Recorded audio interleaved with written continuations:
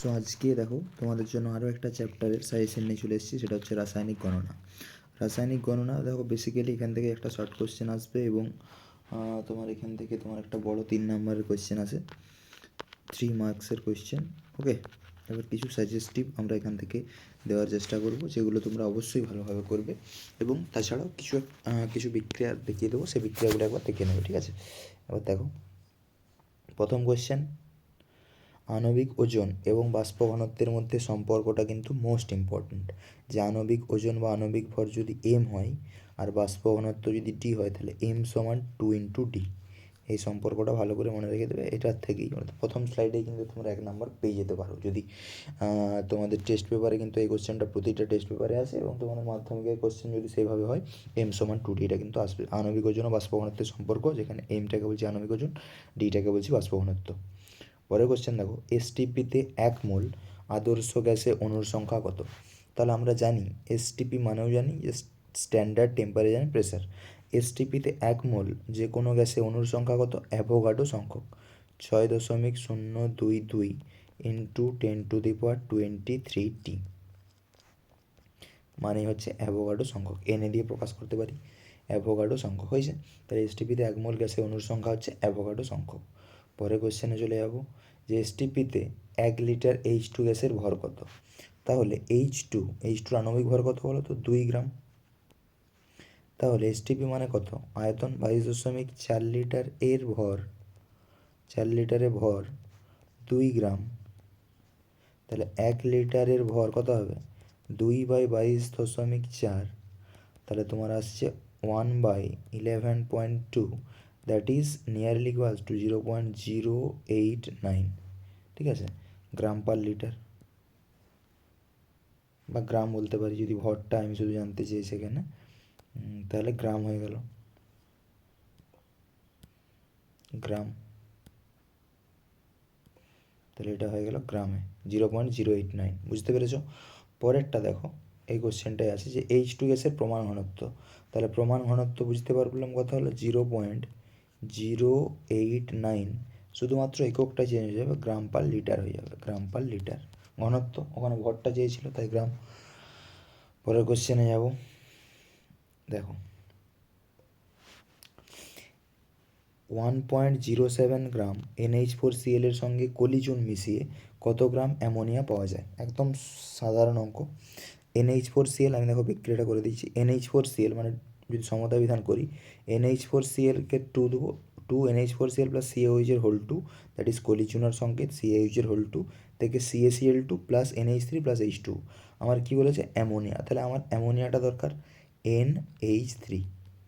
NH3 কত হবে? NH14 plus হাইড্রোজেনের 3, তাহলে 17, 14 প্লাস 3 17, এবং এখানে একটা 2 দিয়ে গুণ আছে দেখো, তাহলে 17 ইন্টু 2 হবে, তার মানে 34। কোনো অসুবিধা থাকলে বলো। তাহলে আমার কোশ্চেনে দেখো এই এখানে কত আছে? 107 গ্রাম। তাহলে 107 গ্রাম NH4Cl উত্তপ্ত করলে অ্যামোনিয়া পাই, মানে NH3 পাই কত? 34 গ্রাম। 1 গ্রাম NH4 উত্তপ্ত করলে কত পাবো? 34/107।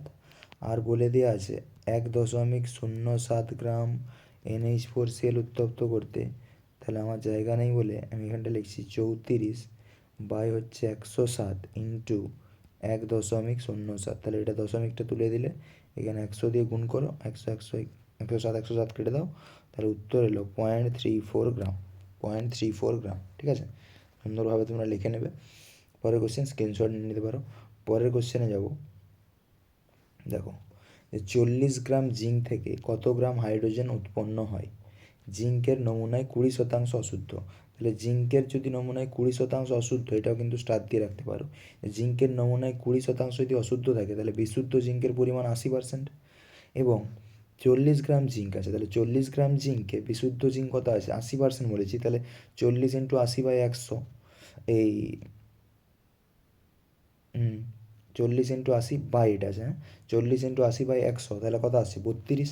তাহলে 32 গ্রাম আছে আমার বিশুদ্ধ, 20% অশুদ্ধ বলে দিয়েছে, 20% অশুদ্ধ, তাহলে তোমার 80% বিশুদ্ধ আছে। তাহলে আমি বিক্রিয়াটা দেখো, Zn plus H2SO4, ZnSO4 plus H2, কী বলেছে কোশ্চেনে, 40 গ্রাম জিঙ্ক থেকে কত গ্রাম হাইড্রোজেন, তাহলে 32 আলটিমেটলি। তাহলে জিঙ্কের কত, 65 গ্রাম থেকে 65, জিঙ্কের আমি জানি কত 65, তাহলে 65 গ্রাম জিঙ্ক থেকে H2 পাওয়া যায় 2 গ্রাম, অতএব 32 গ্রাম জিঙ্ক থেকে পাওয়া যাবে 32 ইন্টু 2 বাই হচ্ছে তোমার 65, তাহলে তোমার এটা 0.98 গ্রাম আসছে, ঠিক আছে, 0.98 গ্রাম, ভালো করে নেবে। পরের কোশ্চেন যাচ্ছি, এটা কিন্তু মোস্ট ইম্পর্টেন্ট কোয়েশ্চেন। 4.8 গ্রাম O2 প্রস্তুত করতে কত গ্রাম KClO3 প্রয়োজন। আর এটার একটা ঘুরিয়ে কোশ্চেন আছে যে কত গ্রাম, মানে তোমার KClO3 থেকে যে O2টা উৎপন্ন হচ্ছে সেটা কত গ্রাম H2কে সম্পূর্ণরূপে বিজারিত করে H2তে বা বিজারিত করতে পারে, ঠিক আছে। তাহলে এরপরে এটা করতে হবে, পরের স্টেপ, ওই বিক্রিয়াটাও দেখে নেবে তোমরা, বাট এটা এখন দেখে নাও যে 4 O2 দিয়ে একটা বিক্রিয়া আসার চান্স আছে, ওকে, ওই জন্য O2 দিয়েই করাচ্ছি। 4.8 গ্রাম O2 প্রস্তুত করতে কত গ্রাম KClO3 প্রয়োজন, তাহলে 2 KClO3কে যদি ভাঙা হয় 2 KCl প্লাস 3 O2, KClO3 কত হচ্ছে 2 ইন্টু 2 আছে যেহেতু 2 ইন্টু 39, কে এর 39 প্লাস 32.5 প্লাস 3 ইন্টু 16 মানে 245 গ্রাম বেরোলো, অক্সিজেনের 96 বেরোলো, তাহলে 96 গ্রাম অক্সিজেন পেতে KClO3 প্রয়োজন, একের জন্য কত 4.8-এর জন্য কত পাচ্ছে 12.2 পাচ্ছে, ঠিক আছে। পরের কোশ্চেনে যাব, এই ক্যালসিয়াম কার্বনেট অর্থাৎ CaCaCO3, তাহলে Ca কত জানি 40, C কত জানি 12, অক্সিজেন কত জানি 16 ইন্টু 3, সবগুলো যদি যোগ করি তাহলে 40 প্লাস 12 প্লাস 48, তাহলে 40, 50, 60, 100, মোট 100 বেরোলো। তাহলে 100তে ক্যালসিয়াম কার্বনেটের ভর হিসেবে ক্যালসিয়ামের শতকরা পরিমাণ তাহলে কত হলো 40/100 ইন্টু 100%, তাহলে তোমার 40% বেরিয়ে গেল, ওকে, এটা পার্সেন্ট দেওয়া আছে, তাহলে 40% ক্যালসিয়ামের পরিমাণ 40%, যদি কার্বনে বলতো 12%, অক্সিজেন যদি বলতো 48% হয়ে গেল। পরের কোশ্চেন দেখো, 4 গ্রাম সোডিয়াম হাইড্রোক্সাইডকে প্রশমিত করতে কত গ্রাম H2SO4 প্রয়োজন, তাহলে সোডিয়াম হাইড্রোক্সাইড অর্থাৎ 2NaOH, ওকে, Na কত জানি 23, 2 ইন্টু 23 প্লাস অক্সিজেন কত 16 প্লাস 1, 4 গ্রাম সোডিয়াম হাইড্রোক্সাইডকে প্রশমিত করতে কত গ্রাম H2SO4, ওকে, প্রশমিত করছি মানে যে লবণ প্লাস জল উৎপন্ন হচ্ছে, অ্যাসিড প্লাস ক্ষার সমান লবণ প্লাস জল, তাহলে দেখো এটা 2 ইন্টু আমার NaOHটা আসছে 17, আর 3 কত হচ্ছে 20, 20 40, তাহলে 40 ইন্টু 2 মানে 80 এলো, আর H2SO4টা কত আসছে 2 ইন্টু 1 H প্লাস এস হচ্ছে 32 প্লাস 16 4 64, তাহলে 64, 6 3 9, 9 90, 4 2 6 98 নাকি, তাহলে H2SO4টা আসছে 98, তাহলে 4 গ্রামের জন্য কত প্রয়োজন, তাহলে তোমার 80 গ্রাম NaOHকে প্রশমিত করতে H2SO4 প্রয়োজন 98 গ্রাম, 1 গ্রামের জন্য কত 98/80, আর 4 গ্রামের জন্য কত 98/80 ইন্টু 4, তাহলে 4 কুড়ি 100, আমি যদি এটাকে 2 দিয়ে কেটে দিই 98/20, তোমরা এটা হোমওয়ার্ক থাকছে তোমাদের, অবশ্যই করে নেবে এটা, 98/20, ওকে। পরের কোশ্চেন দেখতে পারো, যে 4.4 গ্রাম APSকে অতিরিক্ত লঘু H2SO4-এর মধ্যে ডোবালে STPতে কত লিটার H2S, তাহলে দেখো বিক্রিয়াটা APS প্লাস H2SO4 থেকে উৎপন্ন হবে FeSO4 প্লাস H2S, Fe মানে 56, S মানে 32, তাহলে 88, আর H2S এর আণবিক ভর কত 34 বেরিয়ে গেছে দেখো, তাহলে বলে দিয়েছে কত লিটার, মানে এখানে আয়তন দিয়ে বার করতে হবে যে 4.8 গ্রাম FeSকে 4.8 গ্রাম, তাহলে FeS এর কত 88 গ্রামের জন্য আণবিক ভর দেখো দরকার নেই, কত লিটার বলেছে, তাহলে এখানে যেহেতু 1 মোল উৎপন্ন হয়েছে, তাহলে এখানে বলতে পারি তোমার তাহলে 88 গ্রামের আয়তন হচ্ছে 22.4 লিটার, 1-এর জন্য কত হবে 22.4 বাই 4.4, ঠিক আছে। 1 মোল যেহেতু উৎপন্ন হয়েছে, এখানে দেখো H2S 1 মোল আছে, তাহলে 1 মোলের আয়তন কত 22.4 লিটার। আর 4.4-এর জন্য বার করতে বলেছে, সরি এটা হচ্ছে তোমার 88 হবে, ওকে।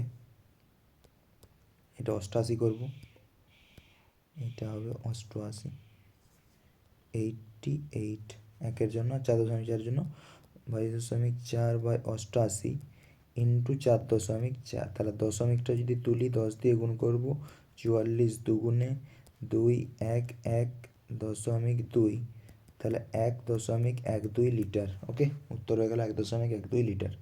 পরের কোশ্চেনে যাব, 400, এটা লাস্ট দেখো, ওকে।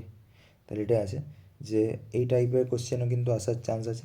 480 গ্রাম একটি কঠিন যৌগকে, মাধ্যমিক 2023 এসেছে, 480 গ্রাম একটি কঠিন যৌগকে 352 গ্রাম অক্সিজেনে পোড়ালে, তাহলে কঠিন যৌগটা আছে প্লাস অক্সিজেনে পোড়ালে 320 গ্রাম অপর একটি কঠিন যৌগ উৎপন্ন হচ্ছে, অপর একটি কঠিন যৌগ প্লাস গ্যাসীয় যৌগ, ওকে।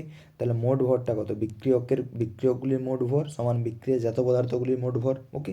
তাহলে আমি ওই গ্যাসীয় পদার্থটার পেয়ে যাবো, দেখো এই দুজনের যোগ করে এটাকে বিয়োগ করে দেবো, বুঝতে পারলে না পারলেনি। তাহলে এখান থেকে 480 প্লাস 352 করলাম, মাইনাস 320 করে দেখো 512 পেয়ে গেছি, 512 গ্রাম অপর একটি কঠিন যৌগ এবং একটি গ্যাসীয় যৌগ উৎপন্ন হয়।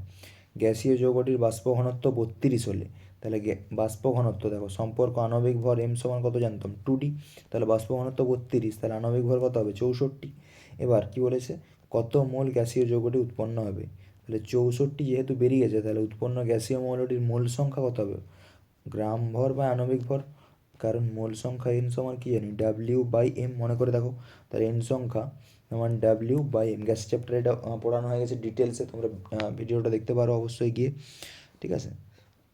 তারপরে আমাদের এই কতকগুলো বিক্রিয়া একটু ভালো করে দেখে নেবে, Mg প্লাস HCl এর সঙ্গে MgCl2 প্লাস H2 উৎপন্ন হয়, Zn plus H2SO4 ZnSO4 plus H2 হয়, 2H2 প্লাস O2 থেকে 2H2 হয়, 3Ap প্লাস, এটা একটু ভালো করে দেখবে, 3Ap প্লাস 4H2 থেকে Fe3O4 প্লাস 4H2 হয়, আর CaCO3 কে HCl দিলে CaCl2 প্লাস হচ্ছে CO2 প্লাস H2O। আরেকটা বিক্রিয়া করে নেবে অ্যামোনিয়াম সালফেটের বিক্রিয়াটা, NH4 তার হোল 2 SO4 তার সঙ্গে যদি কস্টিক সোডার বিক্রিয়া করানো হয়, তাহলে এখান থেকে উৎপন্ন হয় Na2SO4 প্লাস NH3 প্লাস হচ্ছে H2O। এবার সমতা বিধান যদি করো, অক্সিজেন 4টা আছে, 4টা আছে, এখানে একটা আছে, Na2 আছে, তাহলে এখানে তোমার 2টো দিতে হবে, এখানে 2টো দিলেই অক্সিজেন দেখো বেড়ে গেছে, তাহলে এখানে 2H2 হবে, ওকে। দেখো আশা করছি মিলে গেছে, H দুটা 8টা,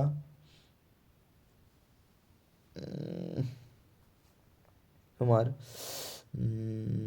4টা, তাহলে 2টো দিবে, আর এখানে মনে হচ্ছে তোমার এনটাকে 2টো দিতে হবে, ওকে। 2NH3 আর 2H2, তাহলে মিলে গেছে দেখো। তাহলে অ্যামোনিয়াম সালফেটে যদি কস্টিক সোডা, NaOH মানে কস্টিক সোডা যদি বিক্রিয়া করানো হয়, তাহলে উৎপন্ন হবে Na2SO4 plus NH3 plus H2। এখান থেকে কত গ্রাম NH3, কত মোল NH3, কত লিটার NH3 যাই দেখ পারবে, তাহলে এই বিক্রিয়াগুলো একটু ভালো করে দেখবে। আর তোমাদের সঙ্গে দেখা হচ্ছে পরের ভিডিওতে, ওকে। এবং ভিডিওগুলো কেমন লাগছে অবশ্যই কমেন্ট করে জানাও, তোমাদের ফিডব্যাক যদি পাওয়া যায় তাহলে ভিডিওগুলো তাড়াতাড়ি আসবে। এবার দেখা যাক, তোমরা একটু ফিডব্যাক দেওয়ার চেষ্টা করো, বাকি ভিডিও কিন্তু আসবে এভাবেই, ঠিক আছে, ওকে। এবং পরের তোমরা কোন চ্যাপ্টারটা তাড়াতাড়ি পেতে চাও সেটা জানাবে, এবং এই কোশ্চেনগুলো খুব ভালোভাবে তোমরা রেডি করো, ঠিক আছে। Thank you for watching, that's all.